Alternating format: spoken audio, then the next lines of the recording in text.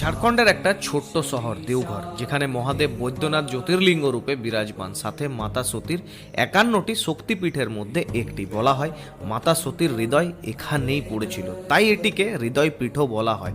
অর্থাৎ এখানে শিব এবং শক্তি একসাথে উভয় বিরাজমান। শিবপুরাণ অনুসারে দশানন্দ রাবণ মহাদেবের পরম ভক্ত ছিলেন, তাই তিনি মহাদেবকে প্রসন্ন করার জন্য হিমালয়ে গিয়ে কঠোর তপস্যা করেছিলেন। এবার মহাদেব তাকে দর্শন দিচ্ছিলেন না, তখন তিনি তার এক এক করে 9টি মাথা কেটে শিবলিঙ্গে অর্পণ করছিলেন। এবার দশমবারের বেলায় মহাদেব তাকে দর্শন দেন এবং 9টি মাথা পুনরায় ফেরত দিয়ে ইচ্ছে জানতে চাইলে রাবণ কামনালিঙ্গ রূপে মহাদেবকে লঙ্কায় যেতে বলেন, যাতে জীবনভর তিনি অপরাজয় থাকেন। কিন্তু শর্ত হিসাবে মহাদেব জানান যে রাস্তায় যেতে যেতে কোথাও থামা যাবে না, থামলেই তিনি সেখানেই জ্যোতির্লিঙ্গ রূপে বিরাজমান হবেন। কিন্তু সেই ভুল দশানন দেওঘরে এসে করেন এবং বিশ্বাস করা হয় তখন থেকেই মহাদেব এখানে জ্যোতির্লিঙ্গ রূপে বিরাজমান।